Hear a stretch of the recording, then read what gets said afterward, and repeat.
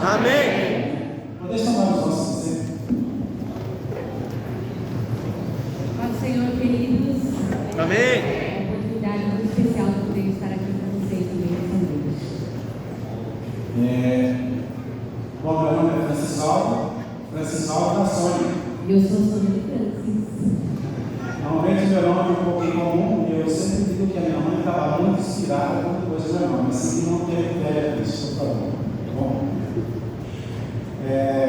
para alguns irmãos talvez nos veja um pouco estranho vir aqui para falar de matrimônios ou para famílias, porque às vezes que nós viemos aqui foi para falar sobre missões. Mas esse é um tema que sempre esteve no nosso coração durante o período que eu esteve no campo missionário. Sempre trabalhamos com famílias, também, fizemos eventos, família, matrimônios.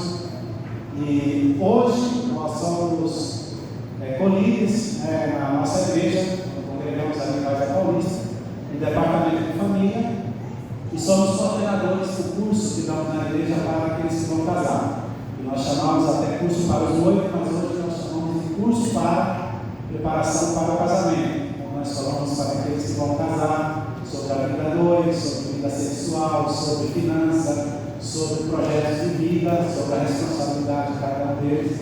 E tudo isso falamos e também cooperamos na nossa igreja na escola dominical, que é uma sala especial para as famílias, onde a maioria das vezes nesse que acompanhamos que é a missão da CPAD, que comumente todos usam na escola dominical.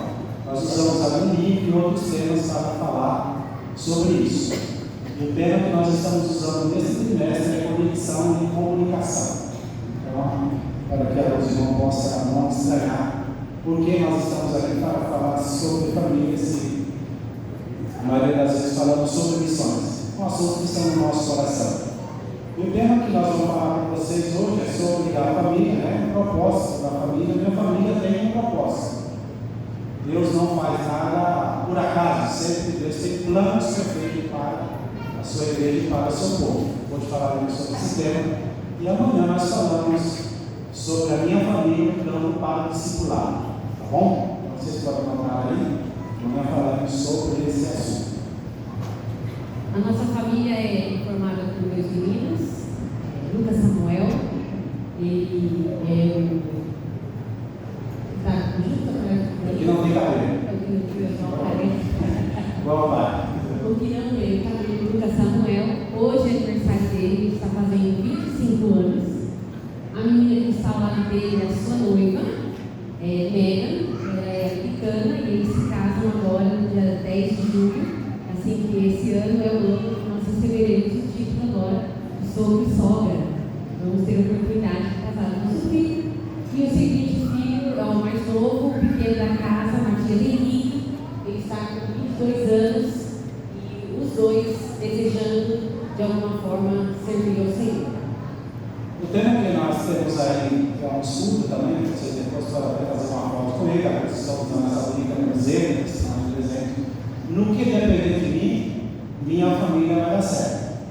Esse tema nasceu não nosso, mas o tema que nós levamos no trabalho com famílias. E decidimos fazer isso. Usamos isso também lá na igreja, no Casa Paulista. Falamos com o nosso pastor, ele falou: não há nenhum problema, vocês podem usar, então nós levamos esse lema, que é o trabalho que você faz com a família. Se depender de mim, a minha família vai dar certo. Amém? Amém. Então, você tem um propósito específico por estar no contexto familiar que você tem. E é até interessante que, às vezes, a gente acha que falar inclusive de missões é uma coisa que está muito distante da família, mas o nosso primeiro propósito de discipulado e cumprir com o propósito de Cristo começa na família. É ali que começa, inclusive, você entender o que é culto, o que é adoração a Deus, a maneira que você vê Cristo e a maneira que os seus filhos entendem Cristo tem muito a ver com o seu contexto familiar. Então, família não é simplesmente um lugar agradável para você crescer, desenvolver e ter filhos. É o propósito de Deus para que você tenha a oportunidade de cumprir a sua missão na terra. Deus é um Deus de família. Ele é quem institui, quem cria a família. Se você ler a Bíblia com uma perspectiva que sempre aparece, às vezes, o nome do homem e não da mulher, muitas vezes, mas Deus sempre usou uma família. Quando Deus chama Noé e a sua família. Quando Deus chama Abraão e a sua família, institui uma família. Então Deus é o Deus da família, é através da família que Ele quer cumprir o seu propósito na vida do seu povo, e através da família que o seu nome é conhecido em toda a terra, através de uma família abençoada, que outras famílias poderão ser alcançadas. Então Deus é o Deus de família, Ele é o que cria a família, é o propósito dele. Então tem tudo a ver com a igreja missionária, com famílias saudáveis. Se você quer ter uma igreja saudável, você vai ter família saudável. Porque a primeira igreja começa onde? Aqui? Não, lá na sua casa. Essa é a primeira igreja que você, homem, tem que pastorear lá na sua casa. Lá é uma igreja, onde você é o sacerdote desse lar. Vamos falar disso com mais detalhes mais adiante.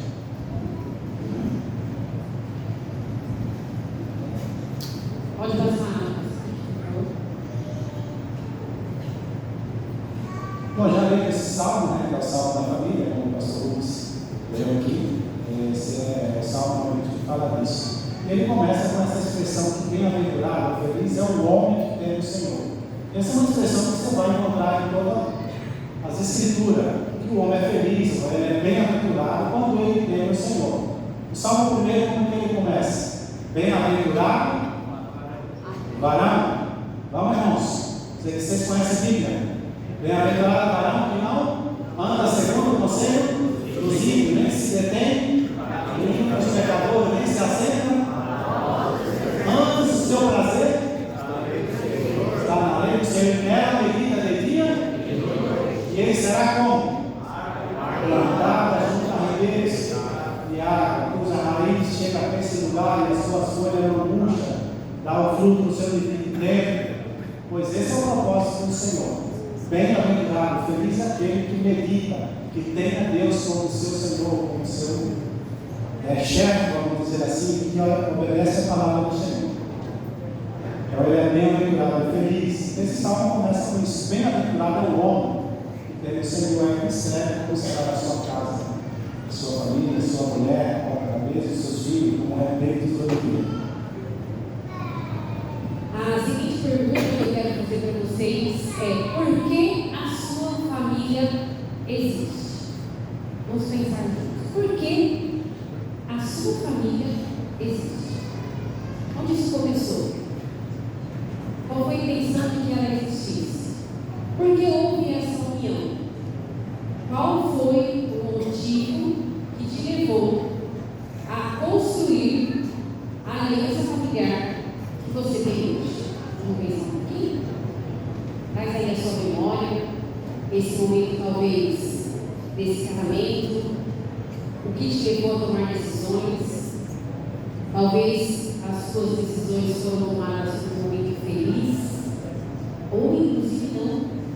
Sua decisão foi tomada por decisões precipitadas, ou alguns casais que podem achar que foi inclusive uma decisão errada. Por que sua família existe? A família é o lugar do cumprimento do propósito de Deus na terra, e não apenas uma estrutura afetiva e social. E isso é uma coisa que a gente precisa pensar, porque muitas vezes aquilo que te motivou a casar era para sair da casa dos pais, para ter acesso ao sexo, ou inclusive para ter filhos. E o contexto que nós formamos a nossa família é muito importante. A gente entender que nós vamos construir nesses 2 dias os princípios importantes da construção dessa família. E dentro desse princípio de construção, é muito importante se a gente volta para o começo da nossa própria história. E você entender o começo da sua própria história é extremamente importante para que você entenda que a família é gerada através de um propósito de Cristo. O que significa isso, irmãos? Que não há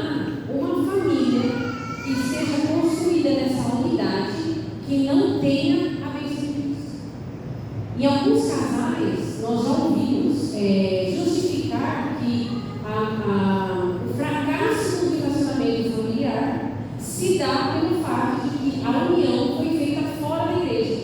Ah, mas é que eu não casei na igreja, então meu casamento não teve a bênção de Deus. Por isso que é tão ruim o relacionamento, que a gente se leva um relacionamento tão mal alinhado. E é porque eu não casei na igreja, então eu não tive a bênção. Tentando com isso justificar até um possível divórcio, para achar que casando dentro da igreja vai conseguir construir aquela decisão que ele ou ela estão arrependidos de ter feito no passado. Mas com isso a gente entende essa bênção de Cristo, ela existe sobre a união do casamento, independente da sua crença. Se você é cristão ou não, Deus abençoa esse relacionamento. O que abençoa esse relacionamento? Ele abençoa a decisão que você fez. Então não existe, inclusive vocês podem ver isso ao contrário, casais que não são cristãos e têm casamentos bem-sucedidos. Por que o casamento de uma pessoa não crente é bem-sucedido e o casamento de um cristão não é? Porque foi a bênção da escolha. Então todo casamento que a partir do momento que se une a uma só carne, ele tem essa bênção de fidelidade de Deus sobre ela. Então não existe nenhum casamento que esteja excluído dessa bênção de caminhar com Cristo. O que pode acontecer então? Que a sua escolha pode não ter sido a melhor escolha. E talvez, quanto mais próximo de Deus nós estamos, melhor será as minhas escolhas, porque eu sou capaz de ouvir Cristo. Agora, a bênção de Deus está no sentido seguinte: meu amigo, já pensou, já foi o marido que você escolheu, vai lá e seja feliz. Construa o seu relacionamento e viva o propósito de Cristo. Então, partindo do princípio de que aqui todos nós estamos debaixo dessa bênção de Deus e não existe nenhum dos nossos casamentos aqui que deve correr o risco de se terminar porque estava longe de Cristo. A partir do momento que nós decidimos estar nessa união está abaixo dessa bênção de Deus. Então, todos nós estamos construindo uma vida com propósito. Entendido aqui, irmãos? Então, aqui estamos todos debaixo de um propósito, assumindo diante de Deus a construção de um relacionamento que eu decidi para a minha vida e que Ele decidiu para a vida dele. Então, o casamento, ele não é simplesmente para sair da casa do pai, para ter os filhos e para viver um relacionamento amoroso e afetivo. É porque nós vamos construir um propósito de vida. Jesus disse: onde estiver 2 ou 3 congregados em meu nome, eu estarei no meio, junto deles, né? Há um comentarista bíblico, o William Barclay, escocês, e ele disse que esse versículo deveria ser aplicado primeiramente na família, em casa. Na sua casa, vocês dois, marido e mulher, são crentes. Onde estiver 2 ou 3, tem filhos cristãos, Cristo está presente. Então ali está a bênção de Deus. O seu lar deve ser um lugar onde Deus sempre está presente, onde a bênção, a presença de Deus reina, onde Cristo governa, onde Ele é o rei, onde Ele é o centro. Mas se no seu lar não acontece isso, não é aqui na igreja, no templo, que vai acontecer. Então, quando Deus disse que nós devemos suportar uns aos outros, não existe lugar melhor que na casa, no matrimônio, e suportar uns aos outros. Mas onde mais há conflitos, às vezes, é dentro de casa. Às vezes nós nos ferimos, eu com a minha esposa, mais ela a mim, eu a ela, do que fora, na igreja, numa congregação. Porque aqui eu cumprimento os irmãos, dou um abraço, vou embora. Vocês vão me ver que tem 2 cultos por semana, né? Na terça-feira que vem, na outra, no domingo, no culto de ceia, e todo mundo, cada um para a sua casa, mas é com ela que eu vou conviver todos os dias, com ela que eu vou deitar no meu. Ela que tem que contar meu rom. Meu rom não é isso. Tem gente que pensa que é só o gordinho de rom, né? Eu sou magro de rom, porque tem que ela tem que levantar. Vai lá, sai um pouquinho, espera que eu pegue o sono, descanse um pouco para ver que quando eu estou cansado, Deus te vira macho. Muito forte, porque ele não está nem usando pesado, né? Eu falo assim, como vocês estão fraquinhos, entendeu?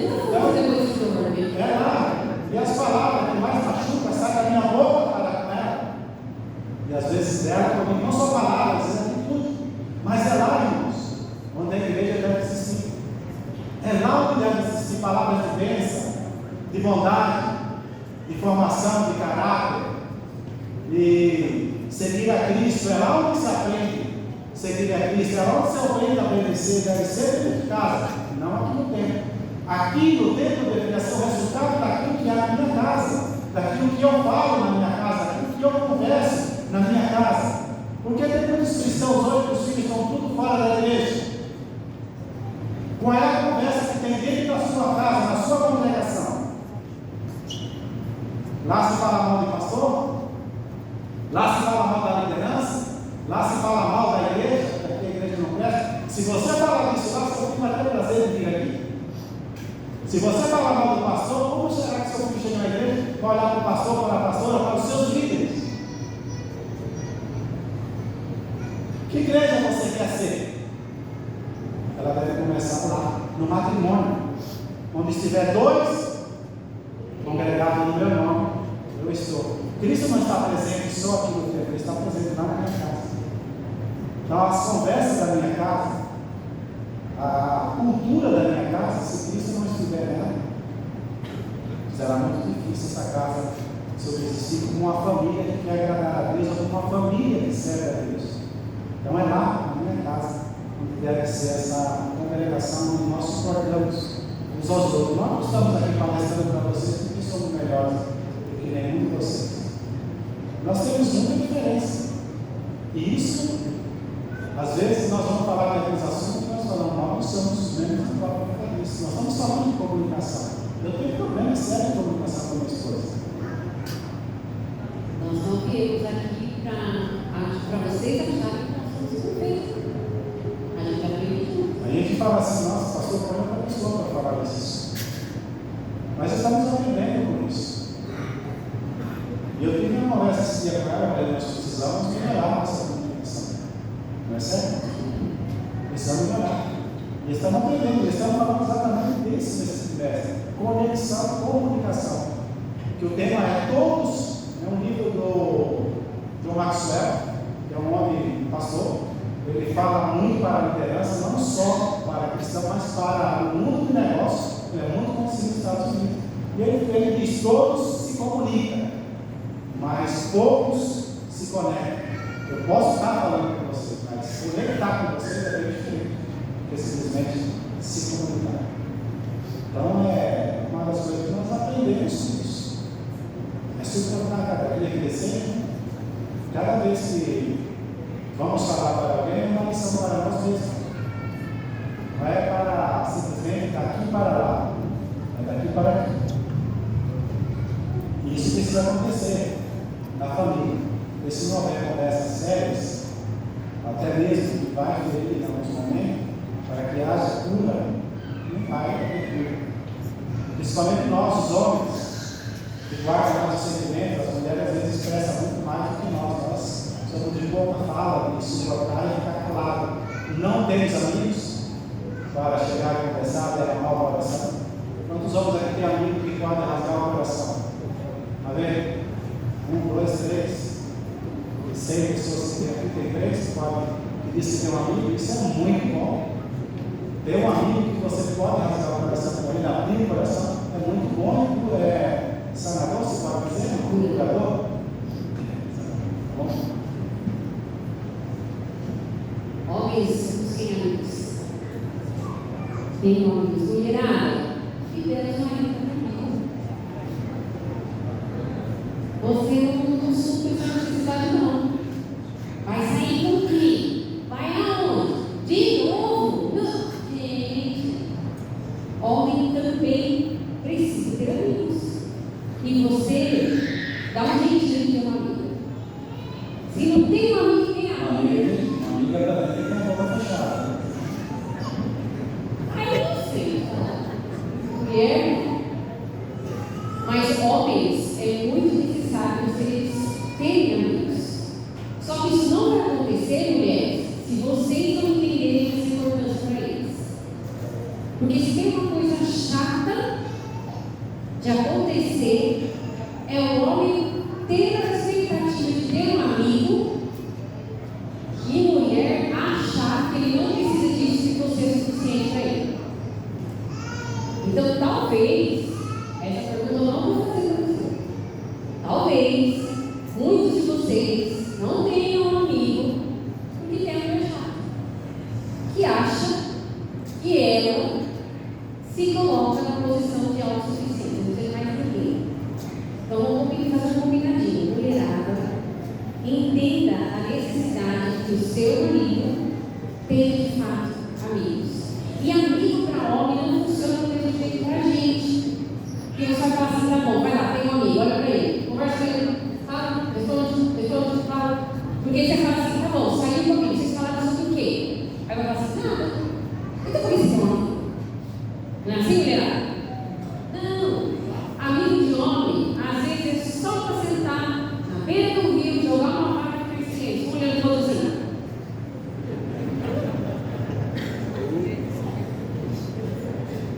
É assim, não é verdade? E volta de novo. Vocês conversaram sobre o quê? Aí você fala, não acredito, vocês passaram olhando aquela vara 8 horas.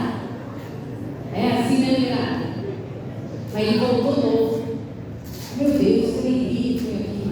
A nossa maneira de comunicar e de fazer amigos não é da mesma maneira que o Paulo vai fazer. Então ele vai encontrar, se você entender essa importância, ele vai encontrar no espaço dele, da maneira dele, o espaço para criar amizades. Porque mesmo que ele não fale muito, amigo de verdade, como os irmãos levantaram aqui, é aquele que no momento que ele precisar, ele fala, fulano, eu posso ligar para ele. É assim ou não é os nossos que levantou a mão aqui? Olha lá. Não é aquele que ele conversou todo dia, que ele bateu o papo, que ele ficou na câmera para dizer, e aí, põe a gravata azul ou rosa? Ele não faz isso. Mas no momento que ele precisar, ele sabe que aquele amigo que passou horas no silêncio com ele é um amigo que ele vai encontrar. Porém, diante de tudo isso, tome cuidado. Quer dizer, sua melhor amiga você tem em casa, a sua esposa. Não vai substituir a esposa com um amigo também, evidentemente. Por isso que a pergunta, por que sua família existe? Ou para quê? Né? Sobretudo, não, para cumprir o propósito de Deus, a proposta da família. Nós estamos aqui como família. E se nós estamos aqui nesta noite, para isso, para melhorar como servos, como crentes, como cristãos, para cumprir o propósito de Deus. Próximo slide. Se a família nasceu com o propósito de Deus, vamos falar de 3 princípios que existem na família.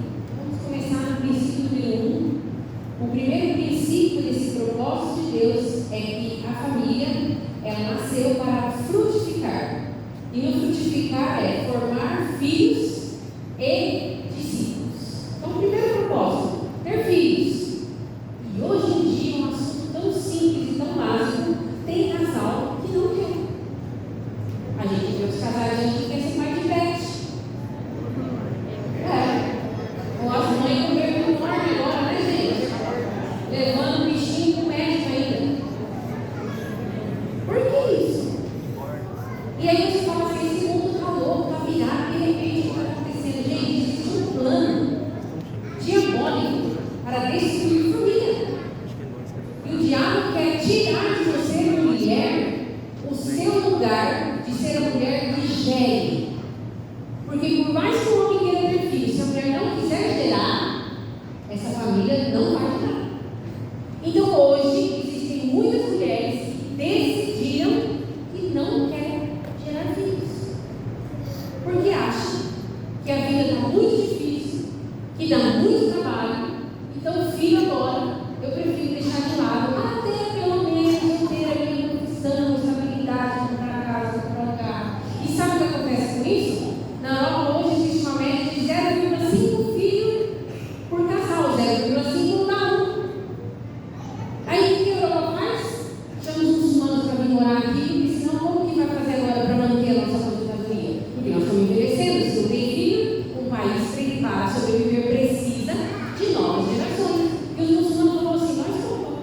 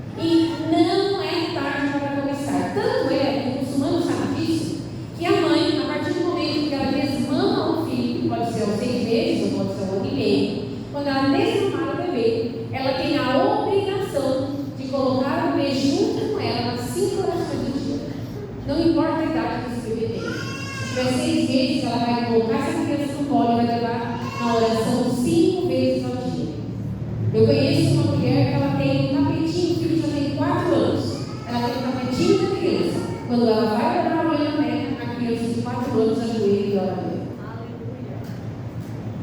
Aleluia seria se a gente fizesse isso com os nossos filhos, né? Aí seria aleluia mesmo. Mas o muçulmano colocando a criança lá e colocando esse exemplo que a gente achando que com 4 anos é cedo demais para ensinar uma criança a orar ou para fazer um culto doméstico porque ele não vai entender.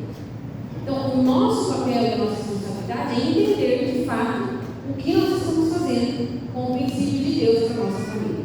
Quando Deus diz ao homem, a pessoa que ele deve ser frutífero, ele diz frutificar e multiplicar, encher a terra. Deus cria o homem com a sua imagem e semelhança. Quando o homem participa do mandamento de Deus, ele está sendo criativo, junto com Deus. Multiplicar e encher a terra. Qual é a proposta de Deus? Que a terra fosse povoada. Então, quando o homem faz ao contrário, ele está sendo o quê? Rebelde ao mandamento do Senhor. Quando o homem quer construir uma torre para chegar até o céu, o que acontece? Foi esse o mandamento de Deus? Não. Era que ele se espalhasse e enchesse a terra. Era o propósito divino. Ter filhos, gerar filhos, é o propósito divino. E filhos não são filhos, vamos dizer, filhos biológicos, mas também filhos, vamos dizer, de uma certa maneira espiritual. Se você não gera, não serve para Deus. Deus espera de nós que geremos, sincronizamos tudo. Ninguém faz uma plantação, cria algo para que ele não produza, mas não gera. E o homem, Deus criou o homem com esse propósito de gerar, de produzir. Tudo que Deus fez, ele viu que era bom. Dentro dessa bondade de Deus está o seu propósito. Deus não só é bom porque foi perfeito, né? Existe um propósito, existe a criação. A criação nós fazemos parte dela, no sentido de multiplicar. Deus não criou novos homens, criou Adão e Eva. Então essa parte faz parte do quê? Do ser humano criado por Deus. Deus criou e viu que era bom. Então Deus quer que a gente produzir. Se nós chegamos, se nós queremos, se você crê nessa escritura, nós temos a quantidade 8 bilhões de seres humanos hoje. Como eles nasceram? 2. De um casal. Produto criativo de Deus divino. Já pensou se a humanidade, desde Adão, não gerasse filhos? Como estaria? Mas faz parte da criação. Então, entender o princípio divino é fundamental para a nossa vida, para a vida familiar, para a vida cristã. Se não entendermos isso, tudo vai ao contrário do que Deus quer para a minha vida e para a minha família. Isso que é o princípio que você está falando, a liderança e o governo com a sabedoria e serviço. Se não tiver essa liderança e essa autoridade no governo, é o que nós não vamos entender sobre o princípio. E junto, une o princípio de multiplicar valores. Quais são os valores que você tem? Porque todos os valores que você tem são os valores que os seus filhos vão assemelhar, vão assumir e vão multiplicar. Então, os valores que você tem, não adianta, Deus. Uma irmã falou para mim esse outro dia que ela pegou e colocou o filho de castigo no quarto e falou: minha vida, você vai lá de castigo e você vai ler Provérbios. Quando você terminar de Provérbios, você não sai daí. Qual é o resultado que isso vai ter na vida desse adolescente? Ruim. Porque ele está assinando a Bíblia como castigo. Mas o mais ruim que achar que colocar o filho no quarto para ler a Bíblia vai trazer uma transformação no filho, é o filho ver que a mãe não lê, ou que o pai não lê. Porque ele sabe o que acontece em casa. Então, além daquilo ser ofensivo para Cristo, e você achar que aquilo é um castigo quando deveria ser a bênção, é porque ele não vê você ler. Então, na cabeça do filho, o que acontece? De fato, é um castigo, porque o meu pai não lê. Ele não quer esse castigo para ele. Ele só manda esse castigo para mim. Porque o meu pai e a minha mãe não lê. Então, o princípio, para que eu entenda essa multiplicação de transmitir fé, por isso que é tão importante entender que vai acontecer em casa. Mas acontece em casa a partir do exemplo. E isso é muito evidente. Na minha vida, eu tive a oportunidade de assimilar o que é salvação em Cristo Jesus e fé através dos meus pais. Foi com eles que nós aprendemos a orar por cura. Foi com eles que nós aprendemos a orar para que Deus resolvesse o problema. Foi com os meus pais que nós aprendemos a orar para estudar a prova e, a partir do que eu estudei, pedir ao Espírito Santo que me ajudasse naquela prova. De seus pais que diziam: não adianta, se você não estudar bem antes, vai te ajudar. Você tem que fazer a sua parte. Quem faz isso?